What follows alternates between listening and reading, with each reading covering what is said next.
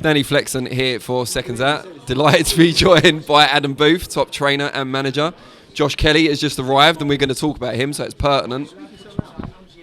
Why are you speaking so loudly? I don't know, I just want to make sure the mic picks me up. Sorry. I'm shouting. It's like when you text someone in caps. Like, angry with you.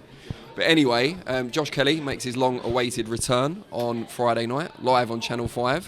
What are you looking to see from Josh after so long out of the ring? Just for him to perform, be happy, and be glad that he's back in there and do what we know he can do. What lessons do you and him take from the David Avanesian fight? Oh, there's a significant element taken from that fight, but not one that I'm going to talk about on camera. But it's about Josh becoming the man that he needs and wants to be to do what he's got to do, and that was it. In terms of his mindset since he's returned to the gym after that defeat, what have you seen from him that's particularly pleased you? In the gym, he's always been a hard worker. He never shirks from grafting. So no, and technically he's a very gifted fighter. So I wouldn't say that in the gym is anything different, other than the fact that he just seems to be in a better place. How far can he go? I know it was a setback last time out, but you've always been, effusive in your praise for him and his potential. How far can he go? Well, I know what his potential is, and he's already competed at fringe world level with people like Ray Robinson and Avanesian, and so we know that he can. We know he's got the ingredients in him, but part of his journey was the loss to Avanesian last year. But my belief in him and his ability is still the same. Would you like to see that journey continue at 147 pounds, or would you like to see him move up to super welter on a permanent basis? We'll see. We'll see after this fight. He's going to move up to super welter for now, and we'll gauge it from there. How excited are you about the Channel 5 platform? Terrestrial TV has been a big tool in creating and promoting lots of fighters over the years. Josh seems made for it. Yeah, if I was a fan, that'd be great, because you just turn on Channel 5 and watch it for nothing. And it is, the more... boxing, I don't think boxing has ever been as big and as popular and as much of a business as it is now, that it is in the UK. It's huge. The demographic of the people going to the shows has changed over the last few years, and so it's already reached more people in terms of your average level popularity than it ever has done before. And a terrestrial channel that has that millions of reach is going to be even better. It's just going to be part of that growth. Is it arguably even more useful for someone like Harlem Eubank in that he hasn't necessarily had the exposure that Josh has had previously on Sky? Yes, but that was deliberate. We spoke a long years ago about developing him as a pro, sort of in the background, because of his limited amateur career, and that when the time was right, that he would step up under the bigger spotlights and start to prove what he is as a fighter. And that just so happens to be on Channel 5 with Terrestrial TV. So for Harlem, the timing of this has been perfect. It's almost like it's what we planned. It's what we talked about. We didn't necessarily plan it being Channel 5, but that's just an added bonus. You've got Michael Conlan, of course, as well. One half of probably the fight of the year in the UK for most people against Lee Wood. Has he been since that defeat, and is he still looking to get an immediate rematch? Well, of course he wants a rematch.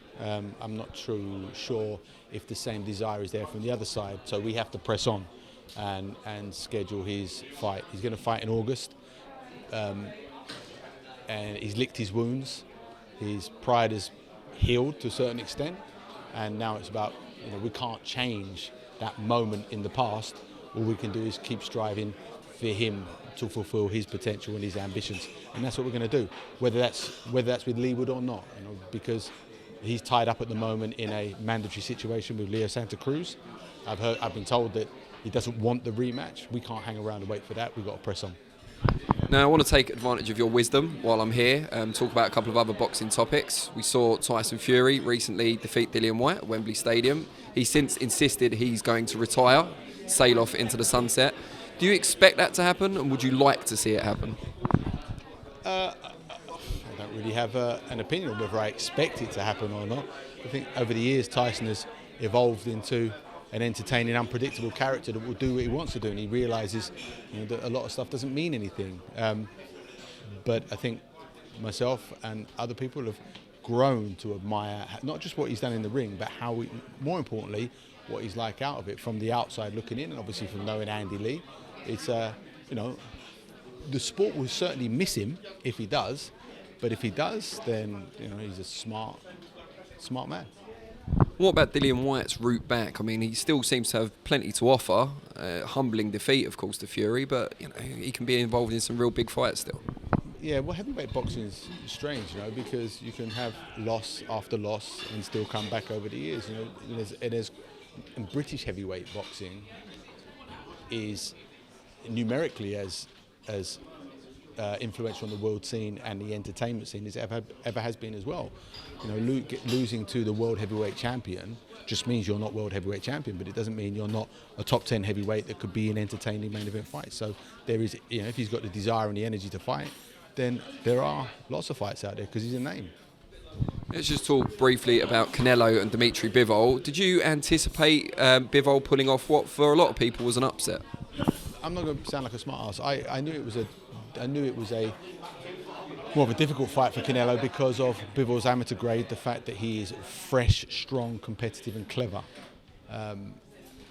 Deceptive, you know, he might not throw necessarily the most imaginative combinations, but he's a very, very effective competitor at the highest level. And his natural size, strength and energy and freshness was a big challenge. Because remember, Canelo was a super welterweight going up to light heavyweight. And that alone, as the smaller man, you have to expend that much more energy just to try and get it as a level playing field. And I think that's what showed out, that the effort and the energy and the force that Canelo had to try and use just to try and level up the size disadvantage took its toll. Do you think then that he should avoid a rematch if it's to take place at 175 pounds again? I know Bivol's talked about a potential willingness to move down to 168 for the return. Canelo's, for me, is an all-time great. So, regardless of what he does, I think we're all going to watch it with anticipation and just enjoy what he does. I'd love to see the third Triple G fight, but I'd like to see how he goes about the rematch, because I think a rematch with Vivol is even a bigger challenge, because I think Vivol will be better in the rematch. I think if you look at towards the end of the fight when Vivol was getting narked off about his dead arm and the fact that he kept loading up on the arm, he realised that every time Canelo was doing it, he wasn't doing anything with his head after. And so every time he was getting hit on the arm, he would then fire back straight away with his shots, and that actually made a big change in the fight in that last third of it. And if he goes back and watches it, look at that and think, right, as soon as he loads up on my arm in the fight, I'll just fire straight back at him. You know, I think technically it will be a different fight as well as energetically, so it could be interesting. But I think Bivol has proved that that's where he belongs. Do you feel that Canelo should retain his spot at the top of the pound-for-pound rankings? Because obviously he's moved out of his weight class and taken that defeat. And if not, who is the pound-for-pound number one? I've never, ever been a pound-for-pound merchant, because it's just unfair on great fighters. So you can talk about a group of fighters all being the masters of their art and the best of this current time. And Canelo is there, like Crawford, like Spence. So, no, I mean, I don't have an opinion of who's top or bottom. Just enjoy the fact that they're there and hope that the fights get made that prove between them or amongst themselves when they can who's the better.